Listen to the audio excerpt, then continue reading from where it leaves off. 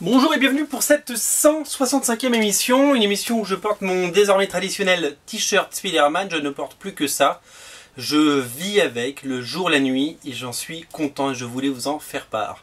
Alors aujourd'hui nous allons parler de beaucoup de choses, une émission très complète avec du comics, en veux-tu, en voilà.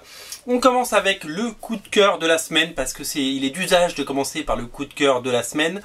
Et je voulais vous parler d'un comics de la collection Comics Fabrique de Delcourt, une collection qui a beaucoup souffert, puisque il y a eu des choses plus ou moins bien. Moi je sais que j'ai beaucoup aimé les rééditions de Photonic, par exemple, Micros, pardon, avec Photonic et Micros Archive. Et le reste, je suis un petit peu resté sur ma faim, on va pas y revenir, on n'est pas là pour dire du mal, on est là pour parler des bonnes choses et des choses qu'il faut acheter. Cette collection Comics Fabrique accueille depuis quelques jours en son sein le premier numéro de Fox Boy, un super-héros breton qui arrive. Voilà, le super-héros breton. Alors c'est signé Laurent Lefebvre. C'est une bande dessinée très classique dans son schéma. C'est-à-dire que ce sont les origines du héros. Je vais vous montrer un petit peu à quoi ça ressemble. Donc c'est français, évidemment, vous l'aurez compris. Le principe de la collection Comics Fabrique, c'est de faire des comics en français, faits par des Français. Donc ce jeune dessinateur s'appelle Laurent Lefebvre et il a donc imaginé ce personnage que vous connaissez peut-être déjà sous le nom, j'ai oublié, Poart, la Hourne c'est du breton, poum poum poum poum poum, je sais plus où c'est marqué, mais je le savais. Voilà, je ne parle pas breton, vous m'en excuserez. Donc ça raconte quoi? Ça raconte la genèse, on va dire, d'un jeune homme, d'un adolescent à Rennes, ça se passe à Rennes, qui va acquérir d'une façon, donc vous découvrirez dans les pages de ce livre, des pouvoirs, les pouvoirs du renard, le Foxboy, le fameux. Et donc il va aller de petites galères en désillusion au départ, parce qu'au début il maîtrise mal ses pouvoirs, il maîtrise mal voilà, il est quelqu'un, un garçon plutôt arrogant, plutôt méchant, et donc il va devoir apprendre à devenir un héros, un petit peu comme Peter Parker si vous voulez. Moi j'ai trouvé beaucoup de fraîcheur dans Foxboy et j'ai vraiment aimé, je vous en ai parlé sur Comics Place, j'ai écrit un papier tout à son honneur, puisque c'est vraiment très frais, c'est très bien écrit, bravo Laurent Lefebvre, c'est très très bien dessiné. J'ai cité des sources d'inspiration dans le dessin, il y a du Gene Colan, il y a du John Buscema, il y a du Tota, on retrouve un peu le Tota de Photonic bien entendu. Les décors sont très soignés, c'est très très beau, c'est très très maîtrisé. J'ai mis juste une petite parenthèse dans ma critique sur le deuxième chapitre qui est l'acquisition des pouvoirs. Je trouve que voilà, c'est ces pages là, ça prend un tout petit peu trop de temps à mon goût. Je trouve que c'est un petit peu dommage, mais le reste est excellent.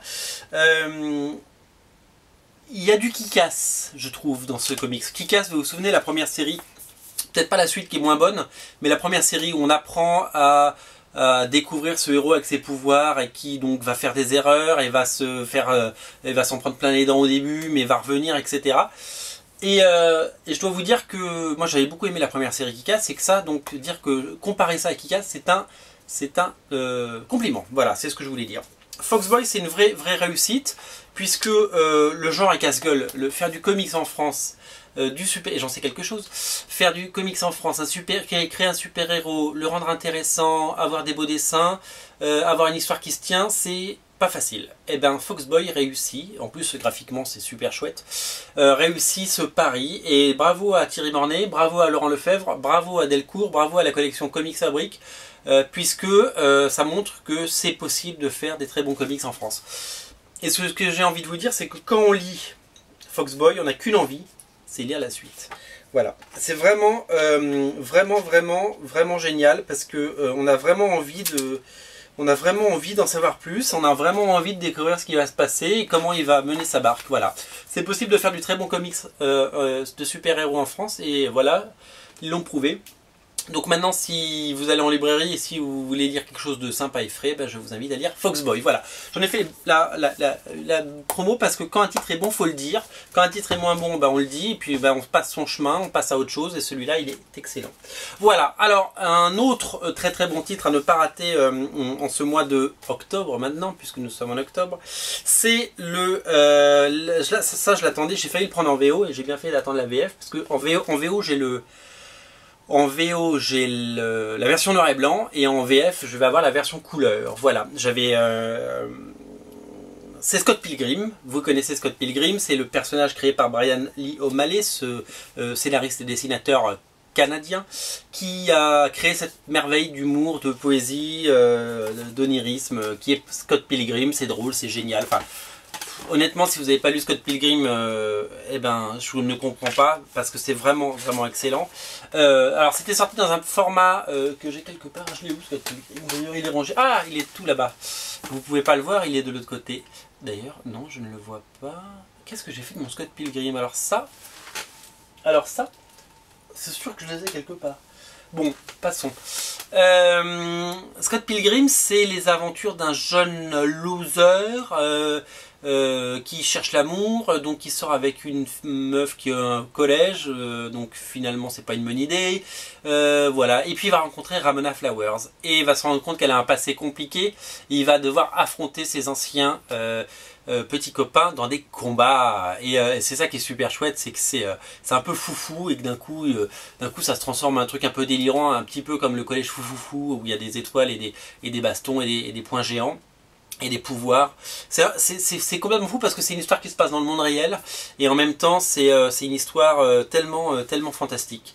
Voilà, c'est ça la magie de Brian Lee O'Malley, c'est qu'il arrive à mixer ce monde réel et cette magie. Donc voilà, et c'est très touchant à tous les niveaux, c'est très drôle. Ramona Flowers, quand on lit ça, on est tous amoureux d'elle. Et c'est vraiment un comics que j'adore, et je suis ravi de le redécouvrir en couleur, d'autant que j'ai lu, je vous en ai parlé, le nouveau graphic novel de Brian Lee O'Malley qui s'appelle Seconds, qui est excellent également. Et je trouve qu'en couleur ça prend toute sa puissance, et je souhaite à Scott Pilgrim en couleur le même succès que Bone en couleur. C'est-à-dire que Bone, c'était un succès des comics indépendants, tout le monde a dit ouais c'est génial Bone, et moi je suis le premier à l'avoir acheté en noir et blanc. Et ça a eu un vrai succès aux États-Unis et partout dans le monde quand c'est passé en couleur. Puisque ça s'est vendu à des millions d'exemplaires. C'est-à-dire que c'est devenu un phénomène. Et j'espère que Scott Pilgrim redeviendra un phénomène, puisque le film n'avait pas si bien marché que ça, alors qu'il était absolument génial. Il faut voir le film Scott Pilgrim, c'est de Edgar Wright, c'est une merveille. Cette série ne mérite que du succès et je souhaite qu'elle en ait un maximum. Et puis en plus Milady fait très bien les choses, c'est une très belle édition en dur. Alors je crois que c'est pas donné, c'est 19,90 €. C'est vrai que les épisodes en souple coûtaient, je crois, pas moins de 7 €. Donc c'est quand même un investissement, mais c'est une excellente série. Il y a 6 tomes, la série se tient. Voilà, le tome 2 sort en novembre, donc si vous voulez commencer à lire ça, voilà, profitez de la couleur, hein, et c'est comme passer de la télé noir et blanc à la télé couleur, ben c'est un peu mieux, voilà. Donc moi je suis très fan, très beau boulot de Milady, bravo les gars, c'est super chouette. Alors, on vous a parlé d'un titre Delcourt, on vous a parlé d'un titre Milady, eh bien on revient chez Delcourt, un pas en avant, un pas en arrière, et je vais vous parler d'un comics qui s'appelle les Ghostbusters, qui sort enfin chez Delcourt. Alors l'histoire de ce comics, c'est que c'est un comics paru aux États-Unis de mémoire chez IDW, je dis peut-être une bêtise, oui non c'est ça, c'est IDW. C'est un comics sous licence et ça reprend évidemment SOS Fantôme, les Ghostbusters que tout le monde connaît. Alors, c'est un comics qui devait sortir un peu plus tôt dans l'année. Je pense qu'il y a eu un petit problème de traduction de droit, je ne sais pas, je ne connais pas le poteau rose. Je sais juste que c'était un peu repoussé. Et là aussi, on aura un tome 2 qui arrive très vite, du coup, pour pouvoir raccrocher les wagons. Petit point noir, c'est que je crois que c'est vendu pas loin de 17 €, alors qu'il y a 96 pages. Ou non, c'est 15 €, je crois. Je ne sais plus, je dis des bêtises. C'est vrai que 96 pages sur un comics, maintenant, bon, voilà, on aime bien les choses un peu plus costaud en comics. Mais bon, il y a les 4 premiers numéros. La première chose qui m'a un petit peu choqué, c'est qu'à aucun endroit, je n'ai trouvé le nom des scénaristes et dessinateurs. Alors peut-être que c'est dans le contrat de licence. Ils vendent la licence Ghostbusters, mais sans les noms. Globalement, on se fout de savoir qui l'a écrit et qui l'a dessiné. Donc je ne peux même pas vous parler du scénariste et du dessinateur, bien que j'avais vu les noms, évidemment, sur l'édition américaine. Le style n'est pas du tout comme celui de la couverture, vous voyez, c'est une reprise de Abbey Road des Beatles, dans un style semi-réaliste, voire photoréaliste redessiné par-dessus, on pourrait dire. Le style est cartoony, moi j'aime beaucoup le style cartoony, donc ça c'est plutôt chouette. Ça me fait penser un petit peu à la série justement Fanboy vs Zombie, puisque je sais que le dessinateur de Fanboy vs Zombie a fait des pages. Peut-être pas des premiers numéros, mais des numéros suivants. Donc vu qu'ils ne sont pas crédités, vous ne le saurez jamais. Faudra m'expliquer d'ailleurs pourquoi les auteurs ne sont pas crédités. Voilà à quoi ressemblent les 4 personnages. Vous les connaissez, il y a Egon, Springer, c'est Springer, je ne retiens jamais. Alors en fait c'est marrant parce que moi je fais partie de ces gens, Weckman, voilà, Egon Spengler, Winston Zedmore et le docteur Raymond Stantz. Voilà, on voit bien leur tête là. Moi les Ghostbusters ça fait partie de ces films cultes de ma jeunesse, hein, les Ghostbusters, les Goonies, Gremlins, toutes ces choses là, tous ces films des années 80 qui se permettaient en plus des choses incroyables pour des films pour enfants on va dire, et avec un humour trash, avec des références un peu limite, un peu cul, enfin c'était très drôle à chaque fois. Et, mais je n'ai pas la nostalgie ultime des Ghostbusters, c'est-à-dire que je ne saute pas sur les Ghostbusters en disant ouais putain ils reviennent en comics. J'ai dit putain. Si vous êtes un enfant, bouchez-vous les oreilles à ce moment-là. Donc je me dis finalement bon, j'ai l'impression que les gens, moi l'impression que m'a donné ce comics à la lecture, c'est que j'y ai pas pris un plaisir fou. Même si c'est sympathique, que c'est, y a des moments très drôles. C'est juste que j'ai eu le sentiment du comics sous licence. J'ai vraiment eu le truc du produit dérivé un petit peu taillé sur mesure et j'ai pas ressenti l'âme voilà, des Ghostbusters. Et on parle de faire un 3e film des Ghostbusters, je suis pas sûr que ce soit une bonne idée. De faire un reboot des Ghostbusters, je suis pas sûr que ce soit une bonne idée. Voilà, moi je suis pas finalement je me rends compte que je suis pas à ce point nostalgique des Ghostbusters. J'ai adoré les films, quand ils repassent sur Energy 12 ou W9, ben je regarde un morceau et je fais ah ouais c'est vrai c'était marrant, ah ça vieillit, mais de là en faire un comics un peu moderne je suis pas sûr. D'ailleurs la série s'arrête aux États-Unis, je crois, il me semble avoir lu ça sur un des sites comme Newsarama. Donc voilà, mais Delcourt commence sa publication, et si vous aimez les Ghostbusters, je sais que vous êtes très très nombreux à aimer les Ghostbusters, et bien je pense que vous y trouverez votre compte. D'ailleurs dites-moi ce que vous en avez pensé de ce comics, puisque voilà, moi voilà, en fait l'expression c'est que c'est pas ma tasse de thé finalement. Voilà. Moi je préfère lire des choses comme Foxboy, comme All New X-Men, comme Batman, etc. Je préfère ces comics purs et durs de super-héros plutôt que des adaptations de séries télé en comics. Tout comme voilà, je ne lis pas finalement My Little Pony ou des choses comme ça, ou Dexter ou des adaptations de films. Voilà. Voilà, c'était mon point de vue. Je voulais pas vous miner le moral, mais en tout cas, si vous aimez les Ghostbusters, je pense que vous y trouverez votre compte. Alors, on va parler d'une BD, parce qu'une fois n'est pas coutume, je vous parle d'une BD dans cette émission, parce qu'il n'y a pas que les comics dans la vie, et que la BD est quand même un très très bon média. Et j'étais un très très grand lecteur de bande dessinée, il fut un temps. Et puis je me suis lassé de cette BD de papa, tout le temps la même chose, le 53e tome de Torgal, Largo Winch, tome 18... Voilà, et à un moment j'en ai eu marre de tout ça, j'en ai eu marre de cette BD indépendante aussi, Trondheim, Sfar, tout ça, même voilà, j'en suis revenu, j'en ai lu plein, j'en ai acheté des tonnes, j'en ai revendu plein, j'ai perdu plein de sous, mais c'est pas grave, c'est la vie. Et voilà, et de temps en temps je reste curieux sur des bandes dessinées. Je sais que je vous ai déjà parlé des bandes dessinées de Frédéric Peters, que j'adore. Je vous ai parlé des choses un peu adaptées de comics comme Redskin, ou des choses comme John Tiffany, les bandes dessinées de Manu Arsenet, je suis toujours aussi fan. Je vous ai parlé de Blast, c'est une vraie merveille. Enfin voilà, donc il y a des bandes dessinées que j'aime bien. Et il y a un auteur que j'aime beaucoup. Et c'est pas parce que, en plus je le connais, donc c'est pas que du copinage, mais c'est parce que je trouve qu'il apporte un vent de fraîcheur. Je vous en ai déjà parlé, c'est Jean-Luc Sala. Jean-Luc Sala, il a fait des séries comme Crossfire, il a fait Lady Liberty qui est sorti en début d'année, qui est excellent, il faut le lire. Il a fait des Bilbo le Hobbit, la parodie de Bilbo de le Hobbit. Ça c'est très très bon. Et ça m'a même fait dire que ce mec-là pourrait écrire le nouvel Astérix si on lui demandait, puisque l'humour est aussi bon finalement que dans le dernier Astérix scénarisé par Jean-Yves Ferry. Voilà. Donc que du compliment pour Jean-Luc Sala. J'espère que tu partageras cette vidéo et que tu la montreras à tous tes copains et qu'on va faire péter les scores. Voilà, je t'ai bien ciré ta pompe. Voilà, simplement je trouve qu'il fait des bonnes bandes dessinées, et qu'il nous prouve que chez Soleil on peut avoir des bonnes bandes dessinées. Donc sa dernière série, parce qu'il fait des séries qui marchent comme Crossfire, il y en a d'autres qui marchent moins, comme Spy Nest, ou le truc, je l'ai là, Kestor. Kestor c'est bien, c'est super bien même Kestor. Et ben Kestor ça n'a pas marché, donc il n'y aura que 3 tomes. Voilà, c'est un peu tristoun de voir que ces séries s'arrêtent alors qu'elles sont excellentes. Alors, je reviens sur les divisions de fer. Les divisions de fer c'est le tome 1, donc il y aura au moins 3 tomes parce que c'est ce qui est marqué derrière. Et, il présente déjà les couvertures. La couverture est absolument magnifique. C'est une uchronie, moi j'aime beaucoup les uchronies. Ça se passe pendant la Seconde Guerre mondiale, j'aime bien quand ça se passe pendant la Seconde Guerre mondiale. Et l'idée c'est que la guerre n'est pas terminée en 1946 et que les Allemands ont créé des méca-panzers comme ça. Donc pour dominer le monde. Et donc du coup, l'armée russe a décidé de se défendre, puisqu'elle s'oppose à tout ça. Et ils ont créé eux-mêmes aussi des méga panzers, mais ça s'appelle pas comme ça, mais qui sont d'une génération... en fait, ils ont récupéré les armures du méga panzer d'ancienne génération et ils se les sont appropriées. Et donc, c'est David contre Goliath, ils vont devoir se battre contre eux. Et donc voilà, donc moi j'aime bien parce qu'il y a un petit côté steampunk évidemment, avec des personnages avec des bras mécaniques et des choses comme ça, comme le personnage que vous voyez là. Le dessin est absolument génial. Citons le nom de l'auteur qui s'appelle Ronan Toulhout, que je ne connaissais absolument pas du tout.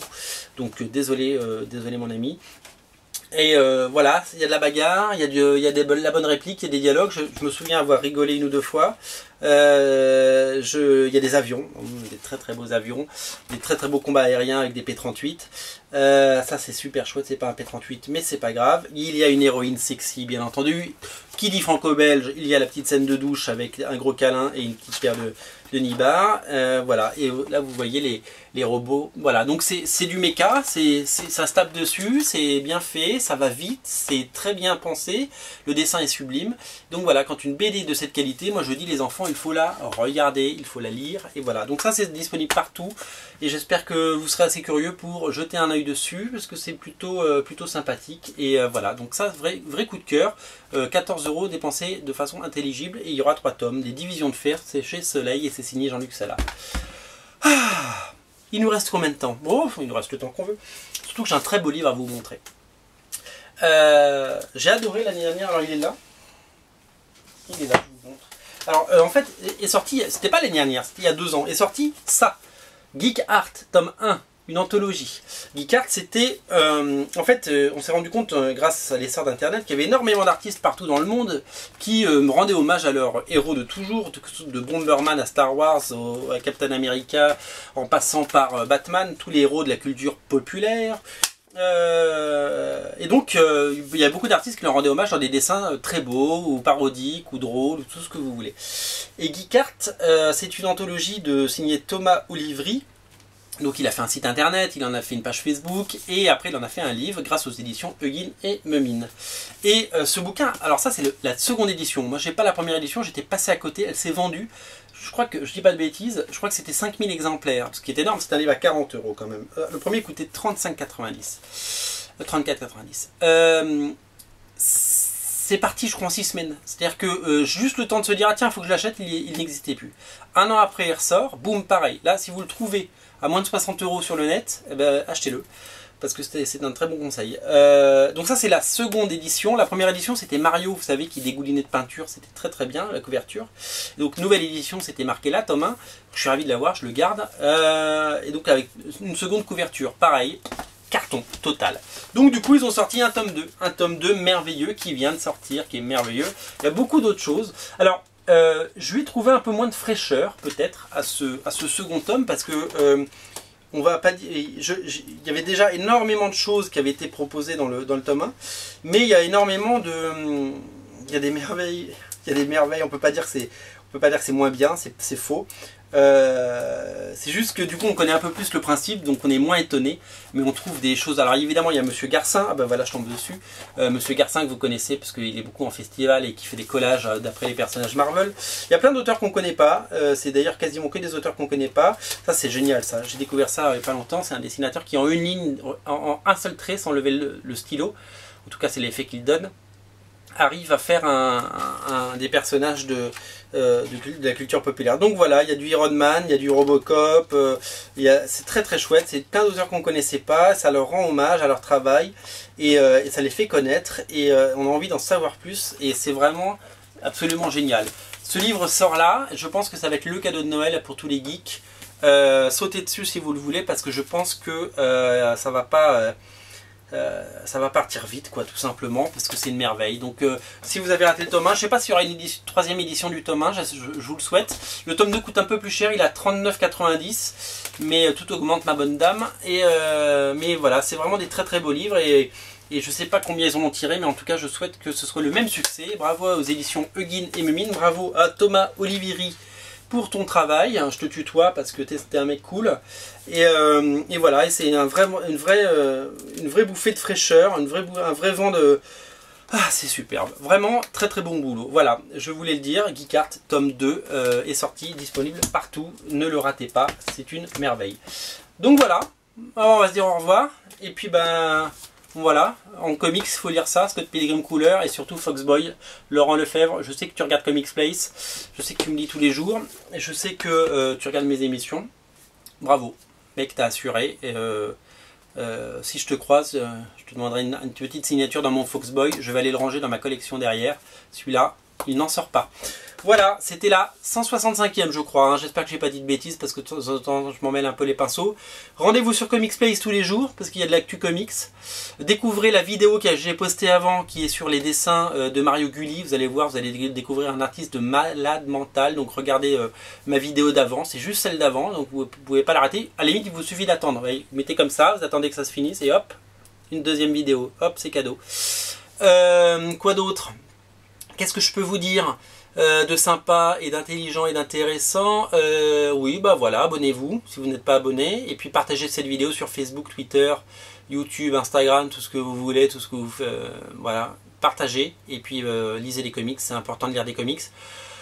La semaine prochaine, si vous êtes sage, on parle de Batman tome 4. Voilà, à très bientôt, salut!